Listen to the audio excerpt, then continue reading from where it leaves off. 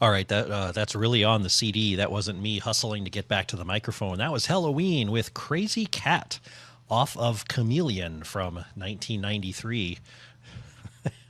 That song is a long way off from their 13 and a half minute epic Keeper of the Seven Keys. Wow. It's a good tune, though. It's a lot of fun. It's just not what you expect from Halloween. Before that was Power off of The Time of the Oath. That was the normal song by Halloween. But right now it is time for the Northwest Indiana Wrestling Action Program here on WVLP. I'm Ken the Metal Professor.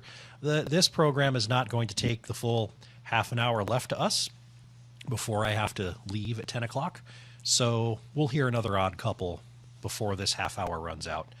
But for those of you that have been hanging in there, the hordes of listeners who demand that I talk about what's going on in the regional independent wrestling scene, this next little segment is for you. For those of you that like listening to heavy metal and you're tuning out now because you don't want to hear about wrestling, come on back in 10 or 15 minutes. Your insubordination will not be tolerated.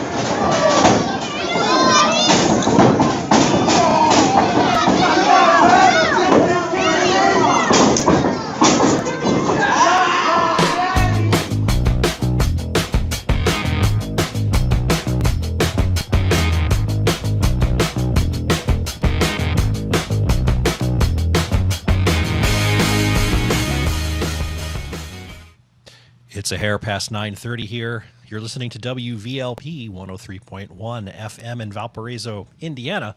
And this little segment is the Northwest Indiana Wrestling Action Program. I'm Ken. I'm a fan. I like wrestling. I like also heavy metal. I like horror movies, but it's hard to talk about those on the radio. But maybe I'll figure something out someday. My job is to keep you up to date on the Northwest Indiana wrestling action scene.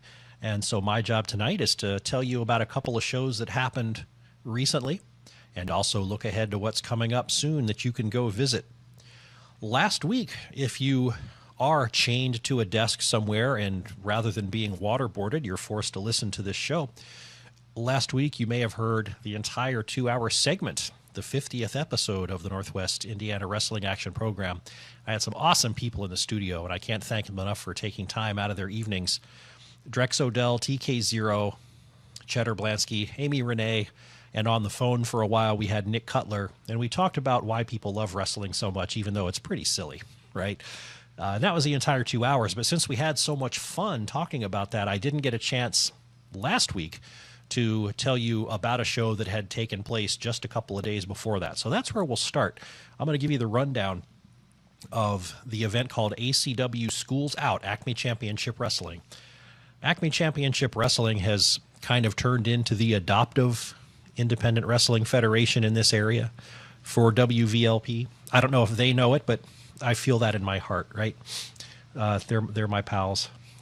And this was sort of their last show of their season, if you can call it that. They'll come back later in the summer, I think in August with an event, but they've wound down from the monthly shows and actually had 2 shows in 2 weeks, so they were running pretty hard. And this was kind of the culmination of several storylines that you've heard about if you've listened to the show before. But they had this event called Schools Out. It was down at the Lincoln School in Roselawn, Indiana, about 45 minutes south of here. This school gymnasium was full of screaming kids because their favorite fighting teacher, Jimmy Holmes, was on the card. The show started with Brentley Alexander Dawson taking on Cujo. This was a 2 out of 3 falls match. And I think Cujo got the win after it was all said and done. The second match featured Cliff Caviar, friend of the show. Hey, Cliff, if you're listening, I hope this show is luxurious enough for you. He came out with his lackey, TK0, to learn from General Manager Michael Allen who his opponent was going to be. Because you see, the week before, Cliff Caviar had fought Arun for Cliff Caviar's Tough Man Championship, and there were shenanigans. And so General Manager Michael Allen came out and said that he was going to have to face Arun again, only this time without TK0 at ringside. And so it was a one-on-one match with no shenanigans for a while until Flawless Dave Allen ran out. Not TK0, but Flawless Dave Allen. So obviously there was a little payola going on there from Cliff Caviar. He came out and interfered in the match. And the Tough Man title is fought under Tough Man rules, one of which is no DQ. And so he was allowed to interfere in the match. And so Cliff Caviar was able to defeat Arun again. Excalibur took on Dakota Prodigy and defeated him in a match that was way too short. Dakota Prodigy was the first person I ever interviewed here, wrestler interview. I had a promoter in, Jeremy Siebold of Smash Mouth Pro Wrestling. I think he was in before Dakota, back in like episode 1. But those two guys were the first two. So Dakota's always a WVLP favorite. It's always good to see him. But he didn't win. So I'm kind of sad about that. He let me down. So he'll have to do better next time. After his shenanigans in that earlier match, Dave Allen came out to take on someone named El Muchacho, who you've heard about if you've heard me talking about NGW, New Generation Wrestling, but this was his first appearance at ACW. And things were going well for Mr. Allen until Arun came back out and distracted Dave Allen. Haha, a little revenge there. And El Muchacho got the win. And then right before intermission was one of the big matches of the night. You've heard some of the build-up to this match here on the show with audio and interviews, particularly with Maverick Cage. This was the quote-unquote end of an era match where Maverick Cage took on Jimmy Holmes for kind of all the marbles, in the sense that Maverick Cage had been involved in ACW or its predecessor years ago, and he left, and he held a grudge against Jimmy Holmes because of those circumstances, and so he finally was coming back to get some revenge, but Jimmy Holmes wasn't having it. And this match was crazy, lots of interference, chairs, the whole kit and caboodle. Jimmy Holmes ended up winning this match, and so Maverick Cage may never be seen again in ACW, but it's wrestling, so you never know. One of the things that was cool about this was that after the match, Jimmy Holmes is a teacher, and all the kids at this school are his fans, and so he invited every kid in the audience who'd ever been in one of his classes to come up into the ring and get a picture taken. And if you go to metalprofessor.com, you can see that happening. And watching all those kids have such a good time is one of the reasons that this stuff is so cool. Jared Kripke defended his Intercontinental Championship against Xavier Black after intermission.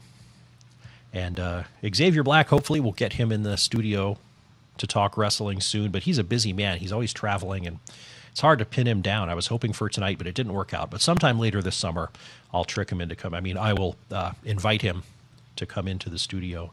Jared Kripke is still your Intercontinental Champion for ACW after that match.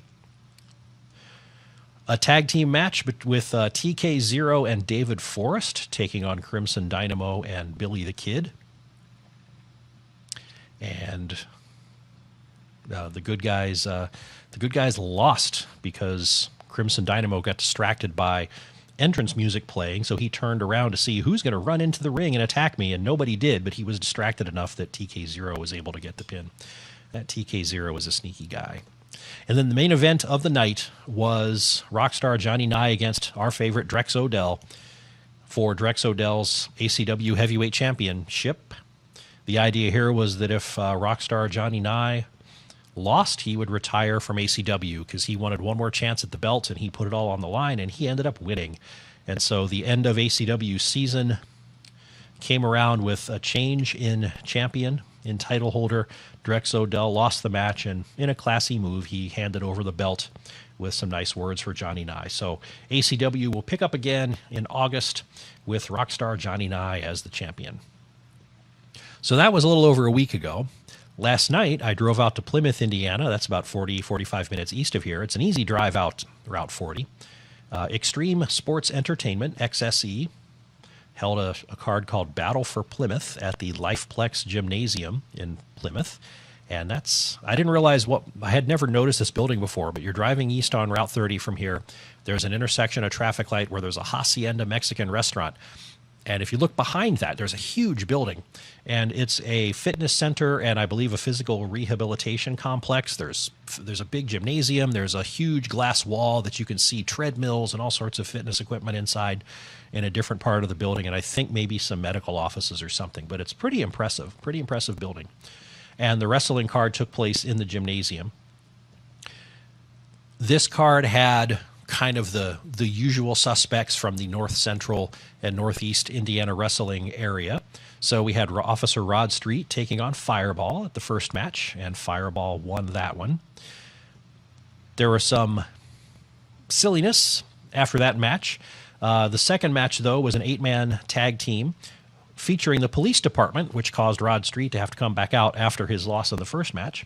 And they took on quite a mix-up of a team. Jorge Bravo, Akira, the American Yakuza, Anthrax Rudo, and Moxie Molly. They took on the police department. Now, that's fair because Sheriff Eva Lanis is a member of the police department, so 3 guys and 1 lady on each team.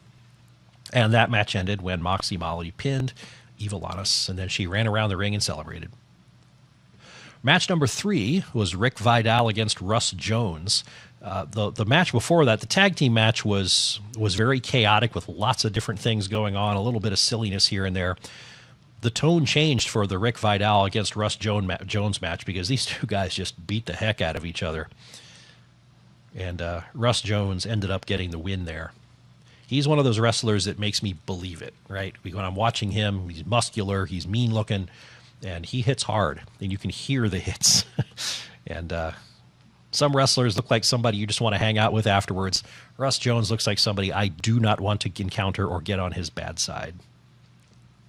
The Midwest Monsters came out to defend their Revolution Championship Wrestling Tag Team titles against Mitchell Taylor and Anthony Lee. Mitchell Taylor comes out to the ring in a huge fancy robe with, I don't know, maybe not sequins, but fluffy cuffs and everything. Very, very ostentatious. And he claimed that Anthony Lee was just there because Mitchell Taylor had paid him to do all the hard work. But to his chagrin, Mitchell Taylor got dragged into the ring more times than he would hope for, and he actually ended up getting pinned by the Midwest Monsters. And the Midwest Monsters are big and brutal. And in fact, one of them is Brutus Dillon and also Tank. And yeah, they defeat people. They win a lot. The 5th match was between Ames and Scotty Young. And this was a little bit more of a high-flying, adventurous match. It was quite long, lots of near falls. There was a power outage in the middle of the match, and Scotty Young won the spontaneous line of the night when he cried out, "Who put me in the dark" match when all the lights went out. They were only out for about 15 or 20 seconds, but it was enough for everybody to wonder if the show was going to go on. But they picked right up where they left off, and Scotty Young ended up getting the win there. The main event of the night was Nick Cutler versus Jake Oman. Nick Cutler is everywhere these days. This was, again, like I said, the main event. Really long match, lots and lots of near falls. These guys are in the ring, out of the ring, lots of noisy striking, smacks to the chest, the knife edge chop things, and punches and forearms to the back. It looked painful. But in the end, Jake Oman ended up getting the win. And so that was it. 6 matches for XSE. Their next event in Plymouth will be Saturday, August 4th, and they are bringing in Ricky Reyes, who, if you watch Lucha Underground, you'll know him as Cortez Castro on that show. And that's an easy drive from here, so you should think about checking it out. And that is the recap of these 2 shows. Now, if you want to see more details or see pictures, head for metalprofessor.com, and you can read the recaps. And, pro tip, especially for the one that was a week ago and I've forgotten all the stuff that happened. That's what I'm doing, is I'm basically scrolling through and telling you the words that are on the screen that I've already written down. It's one big, long cheat sheet is what it is. All right, now what's coming up next? Well, that you can also discover at metalprofessor.com. Most immediately, next weekend, June 1st and June 2nd, out in Hessville on Kennedy Avenue, is a street festival called Live in the Ville, where they close down Kennedy Avenue and they have food and crafts and all sorts of stuff. It's kind of like a popcorn festival that goes over a couple of days.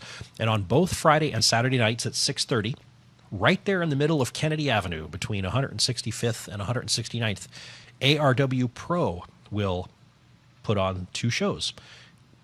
Again, one each night at 6:30. So you can take the family out there, send the people that don't want to watch wrestling off to buy you food and snacks while you go stand or sit around the wrestling ring and enjoy a good show. Now, these shows I don't think are going to be like 2.5-hour marathons. I think they'll probably go like an hour. That's my guess. I could be wrong, but last year that's what it was. So it's more of an exhibition than it is like a full, long, drawn-out show. Probably 4 or 5 matches, and it'll be in the evening, so it'll be a lot more comfortable. But you can pick your day or go out there for both, Friday or Saturday, June 1st or June 2nd. Closest to here, then, the next opportunity we have for some good old wrestling action is Saturday, June 16th. Around 3 o'clock in the afternoon, Cornerstone Community Church out in Hobart will have backbreaker wrestling on hand.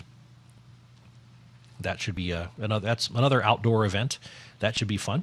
That'll be Backbreaker's third card, I think, and the headline match right now is going to feature Trog the Caveman, trying to get the Backbreaker heavyweight title. Pro Wrestling King operates in North Central and Northeast Indiana for the most part, and very Southwest Michigan. They are busy. They have stuff almost every weekend. But coming up the most imminently, Saturday, June 10th at 3 in the afternoon. I'm sorry, Sunday, June 10th at 3 o'clock in the afternoon, they will have Brawl at the Mall 2. So they had the first Brawl at the Mall. This is at the Orchards Mall in Benton Harbor, and that must have gone well enough. They're having Brawl at the Mall 2. And then less than a week later, Saturday, June 16th, they will be having PWK Renegade the Dark Ages at the Beacon Community Center in South Bend. On June 29th, they will be holding the Niles Burn Run at Riverfront Park in Niles, Michigan. And then on Saturday, June 30th, at 4 in the afternoon, they will have Hot and Spicy 3, another outdoor event at Fisher's Tips and Chips. That's a barbecue restaurant in Niles, Michigan. So Niles, Michigan will be the place to be for Pro Wrestling King at the end of June. So again, just real quickly, coming up most imminently, June 1st and 2nd, ARW Pro at Live in the Ville, the festival in Hessville. The bell time for those is 6:30. Sunday, June 10th, Pro Wrestling King, Brawl at the Mall 2 at the Orchards Mall in Benton Harbor, Michigan. And then Saturday, June 16th, Backbreaker Wrestling at the Cornerstone Community Church Fam Fest in Hobart, Indiana. For other updates, again, metalprofessor.com. And with that, I will call a wrap to NWIWRAP, the Northwest Indiana Wrestling Action Program. And for the last 10 minutes, I'm going to go back to some tunes. I will fire back up the mostly metal, although this won't be metal. This will be the mostly part in mostly metal, because in this night I've been doing odd couples, and Styx has quite an odd couple. So I'm going to play 2 Styx songs. One is off of Paradise Theater. It'll be a regular Styx song. You've probably heard it before.